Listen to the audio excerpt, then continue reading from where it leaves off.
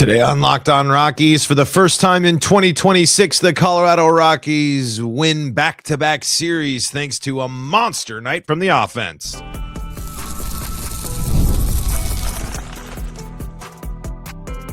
You are Locked On Rockies, your daily Colorado Rockies podcast. Part of the Locked On Podcast Network, your team every day.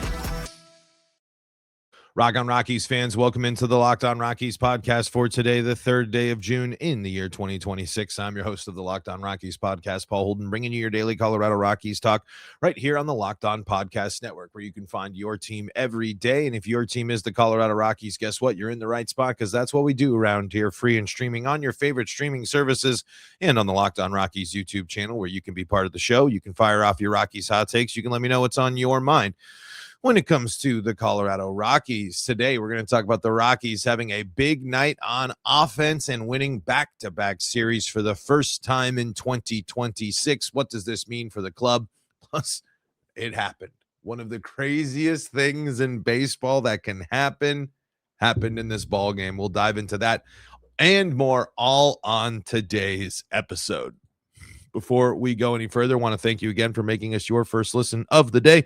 Find us on those streaming services and YouTube. And I am, of course, Paul Holden, your Rockies fan extraordinaire, bringing you your daily Colorado Rockies talk for over 6 seasons now. That's hundreds of episodes of the Locked On Rockies podcast, going through the good, the bad, the ugly of everything Rockies baseball with you all. In this one, file it under the good category here. The only thing that I think you can kind of be upset about with the Rockies here is it's unfortunate that Tomoyuki Sugano couldn't get a totally clean shutout performance here, but Tomoyuki Sugano continues to be brilliant for the Colorado Rockies. Again, it's not always perfect. It's not the cleanest lines. 5 innings pitched, 5 hits with 2 earned runs, but those earned runs coming in the his finals innings of work there, his final inning of work, 2 walks, and ties a season high with 5 strikeouts. It's not flashy. It's not the most impressive. It's not blow you away type of stuff. But Tomoyuki Sugano has just been consistent. And one of the things that we have emphasized and stressed this year for the Colorado Rockies is the importance of being consistent. And that's exactly what Tomoyuki Sugano has done for the club. More often than not, he has gone out there and put the Rockies in a position to not only be in games, but be competitive in games. The bummer, the asterisk, if you may, for Sugano, is the fact that he gives up runs. It happens. He gave up 16 runs in the month of May now, and that is now 6 straight appearances with allowing at least 2 runs. That's the bummer part. But more often than not, it's been 2 runs, 3 runs. There's been a couple of blemishes. Philly and the Mets tag him for 5 and 4. And then, of course, the Dodgers back there in April as well tag him for 5 and another 3 earned runs there for 8 runs in the 2 appearances against the Dodgers. But this was part of the stuff to be expected. And this is what's made the difference between Sugano and Lorenzen and Freeland this year. He's been able to stabilize games. He's been able to give you 5 innings more often than not, putting the team in a position to win ball games. He has an above 500 record, 5 and 4. I know pitching wins and losses aren't really all that important of a stat here, but technically they also won in the Blue Jays appearance there at the beginning of this season. So technically, if you're looking at it, Sugano's got 6 wins on the season, and the Rockies have been in positions to win more ball games than not when Sugano's on the bump. And there's been a couple of big performances from the Rockies on offense, too. One of the nice things about the Rockies here and something that benefits Sugano here is they scored 14 in his first appearance against Toronto. They scored 13 against the Reds, 8 against San Diego. Not much run support from him in the month of May, only in the 2 wins that he did get this year or in May, 3 runs and 4 runs. So the Rockies were able to come out and give him a nice big a nice comfortable lead here for him to just do his thing. It just to go out there and execute his stuff. Again, he ain't going to win any awards. He's not going to blow anyone away, but he's going to be consistent, and he's going to be consistent enough to put the Rockies in a position to win the ball game. And that's how the script ended up playing out here for the Rockies as they get their second back-to-back second series win in a row. The first time they've gone back-to-back this season. And they handle business against an Angels team that has not really shown you anything all that impressive. An Angels team here where they have not really, outside of some hard hit balls and extra base hits, home runs. They hit 3 doubles. I'm sorry, 4 doubles in this game. 3 of them were off Sugano. But the Rockies have been the better team in this series. It was back and forth and crazy, obviously, even with that in that mess. But the Rockies were the one that came out and threw up a 3 spot in the second, and then a big 5 spot in the fourth, including the fact that Hunter Goodman, the first pitch that he saw, absolutely crushed one. Willie Castro gets a big multi-run, huge haymaker, 2-out multi-RBI home run with 2 out.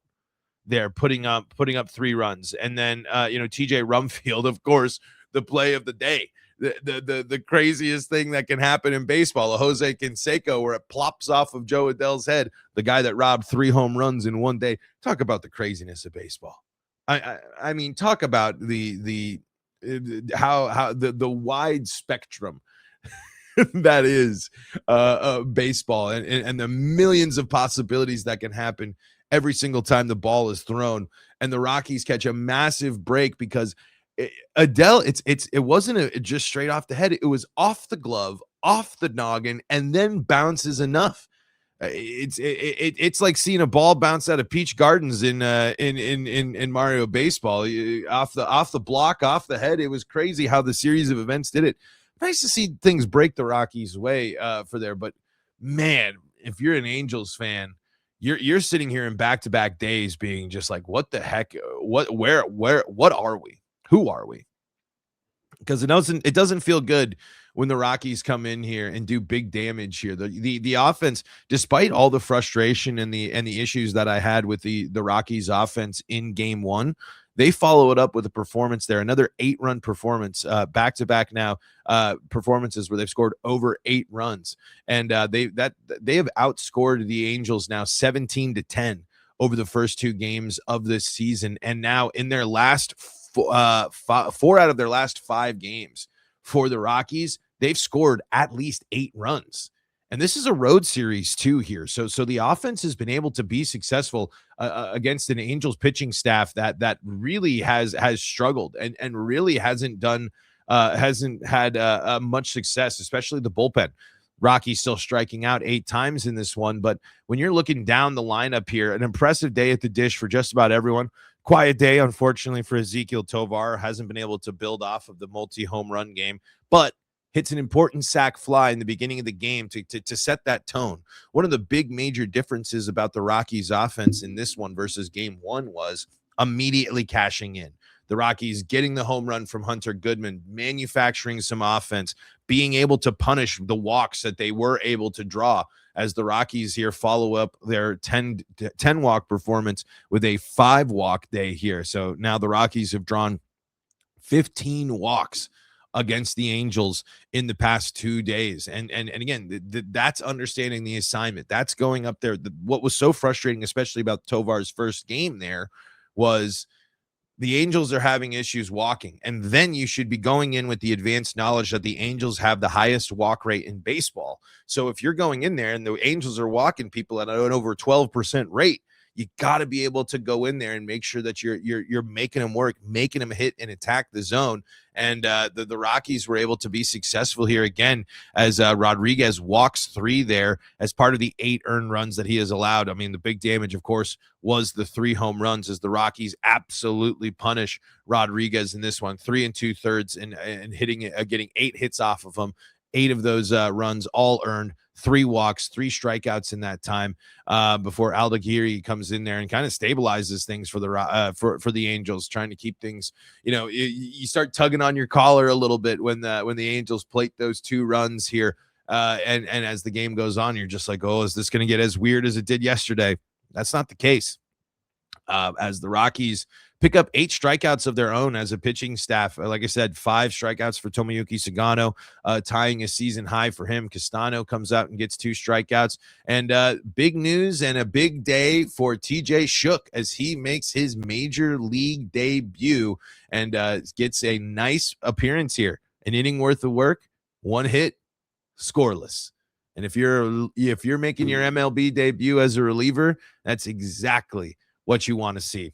Let's talk a little bit about the home runs. Let's talk about the fact that the Rockies rolling a little bit more with home runs here and why that matters. And good to see Willie Castro run into one as well. Let's talk about the big flies. Let's talk a little bit more about the offense. Look ahead to the finale as the Rockies are looking for a sweep and start building something called a winning streak. Before we do that, though, got to tell you about the folks that help make this show possible, and that includes KALSHI. Sports season, it's in full swing. Baseball, you got playoffs for NHL and basketball, the finals, the big day, the big stage. It all comes down to this.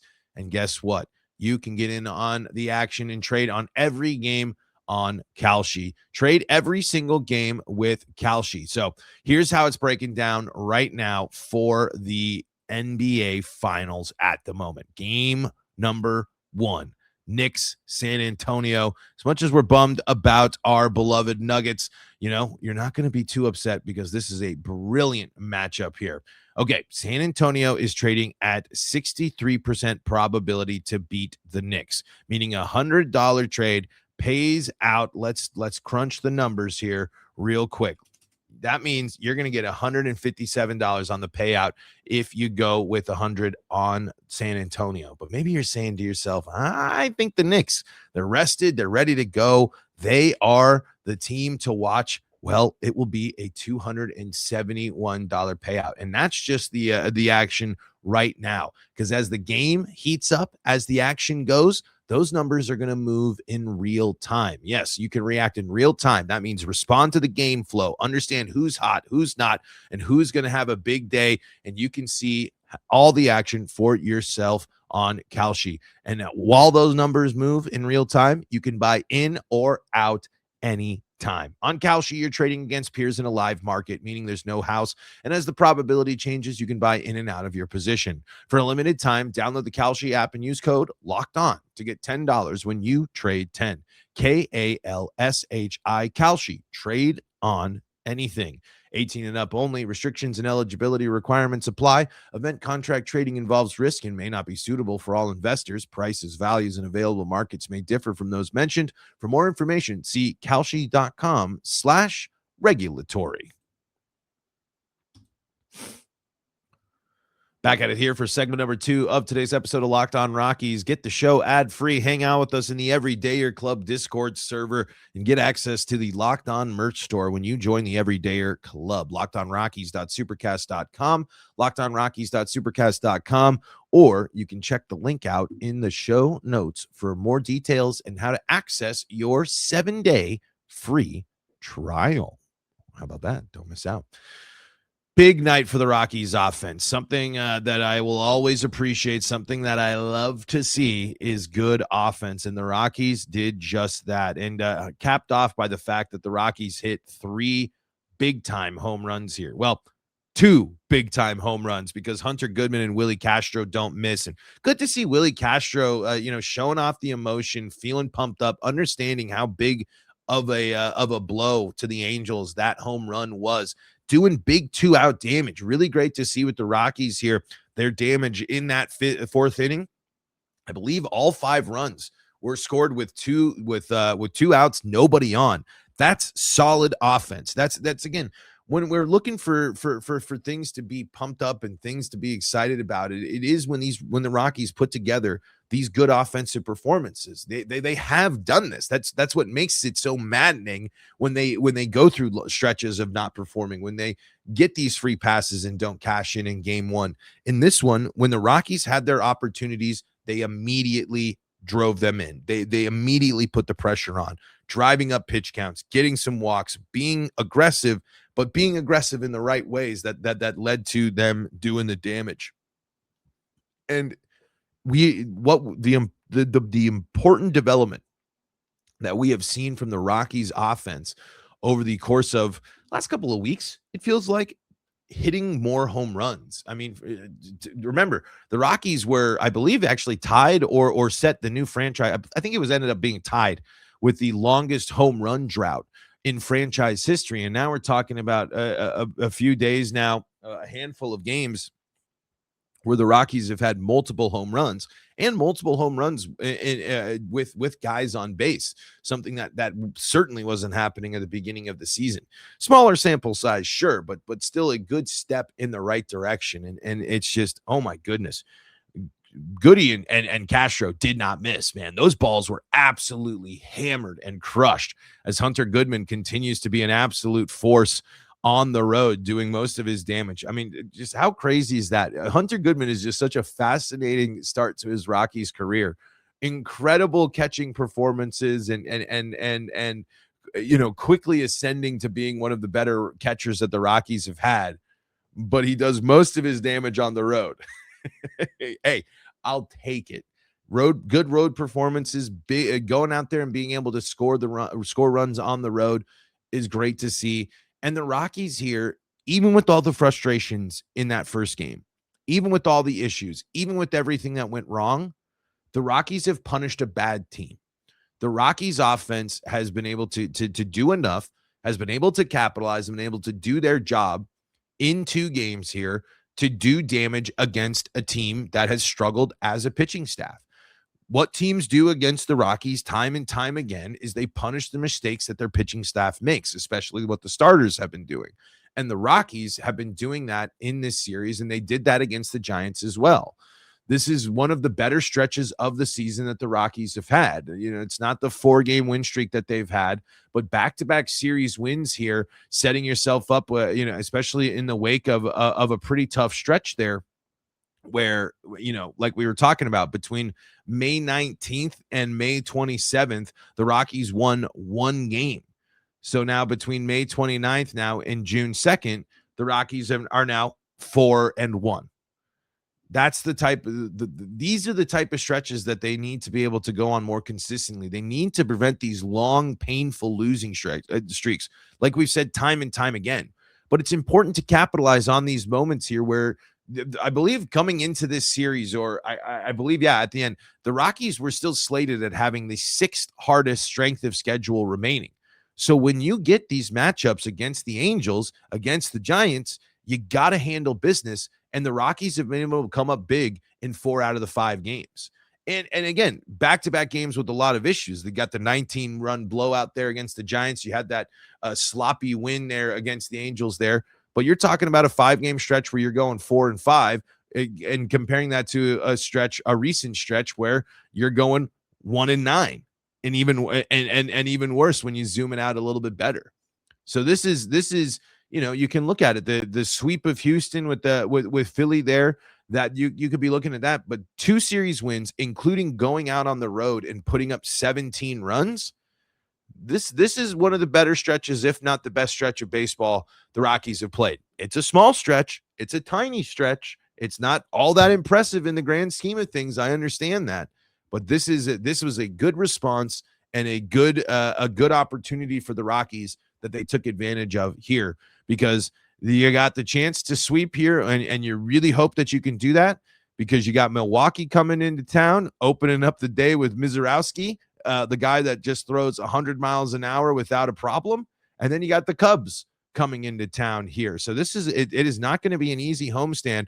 And then you're going to go face an Athletics team that is certainly hungry to bounce back and get back in the picture here. But this month, you got Boston, you got Minnesota, and you finishing up here at the end of May and going into June with San Francisco and Los Angeles. You have a handful of winnable series, and you have Miami coming to Colorado, which is a factor there. So these are some series here that on paper the Rockies should have some chances in, and still some opportunities against some of these other good teams as well. But when you get these matchups, when you get in these series like San Francisco, like against the Angels, and you're able to come out with series wins, that's a good sign. And that's certainly a thing that's going to make fans of those other fan bases really annoyed, because the Rockies are the ones that come out on top in those ball games. All right, let's revel in the fact that we saw Canseco a little bit, right? And I know I talked about it a little bit, but we have to talk about how crazy that is. What are the odds that it's the guy that had a monster day robbing home runs also gives up the Canseco? We'll look at the finale here against the Angels coming up, as well as the Locked On Rockies podcast rolls on. Before we do that, though, got to tell you about the folks that help make this show possible, and that includes FanDuel. The NBA playoffs are here, and every possession matters, and especially at this point. It's the finals. Literally every single time the Knicks and the Spurs touch the ball, it matters. 7 games left to determine it all, and if you're looking to get even closer to the action, FanDuel has a great offer to get you started right now. New customers can bet $5, yes, just $5, and get $150 in bonus bets if your first bet wins. That's right. Turn $5 into $150 in bonus bets just for getting started. So do something simple. Do something really easy. Some Wemby stat that's going to hit right in the first, and then that's going to get you $150 in bonus bets to use throughout the finals so you can win big. FanDuel is great during the playoffs because everything you need is in one place. You can check stats, trends, and matchups before making your picks, which makes the whole experience feel a lot more informed. And why not be informed when you're playing with house money with those bonus bets? Whether you're looking at player props, Wemby, and Jalen Brunson, talk about 2 dreams when it comes to player props, or just following your favorite stars. This series full of them. It adds another level of excitement to every game. It's an easy app to navigate, and it makes playoff basketball even more engaging from start to finish. Head to FanDuel.com. That's FanDuel.com to get started. And don't forget, it's not just NBA playoffs. They got you covered across sports, including if you want to get in on some Rockies Angels action or some action coming up here during the next homestand. Check it all out for yourself on FanDuel.com. FanDuel, play your game. Segment number 3 of today's episode of Locked On Rockies, bringing the show to a close. I cannot believe we saw Canseco in this game. I simply cannot believe that we saw a Canseco in this game. What a moment. What a thing. Just the randomness of baseball, especially because it's Adele, the guy that robs 3 home runs in a game. And apparently this isn't the first time he's given up a Canseco in his career as well. Baseball, man. I just couldn't believe it. And really good, keen eye too, for because in real time, you don't even think about it. You just kind of see what happens. You see the replay. And it wasn't until the broadcast was actually talking about it and breaking down the fact that, no, that ball went over the wall. Because what I was looking at, and obviously I know it changes when it makes contact with the wall, but I was wondering if Trout had a play on the ball because of the way it hit off, and Trout was kind of close to there and was actually the one that ends up picking the ball up off the dirt there after it skips off the side of his glove, kerplunks him in the side of the head in the right way, and it shoots over the wall. It's just so amazing when stuff like that happens to me in baseball. It's one of the things that I always talk about, and I'm sure I've said a million times on this show here during the offseason, but how crazy was it during the World Series last year that the Blue Jays hit the ball in the perfect exact spot that it wedges underneath the padding of the wall? When these crazy it is really, really true that you see something new in baseball. Now, I've seen a Canseco before. We've seen the famous Jose Canseco clip where it comes from. We've seen balls bounce off of people's heads and go over the wall before, but I'm trying to remember when I've seen it in a Rockies game one, and still though, just talk about a crazy moment there, and huge, just back-to-back home runs for the Rockies. They really throw that big punch of 5 runs, back-to-back home runs, deflate the Angels in that. And on the Angels' perspective, you're like, you got to be kidding me.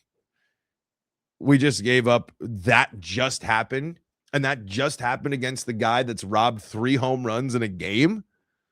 Baseball, man. Baseball's crazy. Baseball's weird. Baseball is fun. And now it'll be even more fun if the Rockies can pull off the sweep and with this, staying out of the basement of baseball, because now the Rockies do have a better record than the Angels. They're also ahead of the Giants in the National League West. So for now, until the next game happens, the Rockies are not the basement dwellers of baseball. And to get the sweep, it's got to come down to Michael Lorenzen here. Kyle Freeland struggled and was lucky enough that the offense backed him up, and the Angels gave a bunch of free passes and free opportunities, and he was able to get bailed out. Michael Lorenzen needs to regain his form and be a veteran starter and be a guy just like Tomoyuki Sugano. It might not be the prettiest, but get you in a situation to win the ball game, because in this one, the Rockies are still looking at a guy in Walbert Arena that's got 25 walks. Walks still certainly a factor here in 44 and a third innings pitched. He's got 41 strikeouts in that time. Has only allowed 3 home runs. Hasn't been dinged for the long ball as much. So this is going to be a guy that is most likely going to challenge the Rockies a little bit more. Has been more successful at limiting the runs, limiting the damage. 2.44 ERA for Urania there in that, like I mentioned, 44 and a third with a whip of 1.38. Michael Lorenzen, plain and simple, 7.22 ERA, the whip of 1.90. But the good news for the Rockies here, he's a lot better on the road here. It's still not the prettiest, still not the greatest numbers here, but better than his home performance. 5.04 ERA on the road in 30 innings worth of work. He's allowed 17 earned runs, 5 home runs in that time, 7 walks, 25 strikeouts. But here's the big kicker here. Opponents against Michael Lorenzen at home, batting .408, away .299. So that is a pretty significant drop off there. And again, the big about a 7. There's 7 runs. Or, I'm sorry, not runs. 7 strikeouts difference there, and 12 less earned runs on the road with a 5.04 ERA. Night game 2 for the Rockies. This won't be a day game, as they'll have an off day on Thursday. We'll be breaking down your Friday episode, by the way. We will be talking with Locked On Angels, breaking down the series here, and bigger picture baseball stuff for the basement dwelling teams as well. But folks, that is going to do it for today's episode of Locked On Rockies. Thank you so much for making us your first listen of the day. For your second listen of the day, go check out Locked On MLB and all the great shows we got there. Back to the Bullpen, MLB Game Night, and of course, Locked On MLB with our pal Sully. Broncos, Avalanche, Nuggets, Buffs, Avalanche. Got to go see what's going on with them here, as big front office moves for them. We got you covered with daily podcasts for those teams right here on the Locked On Podcast Network as well. Until next time, I'm Paul Holden saying so long from the Locked On Rockies podcast.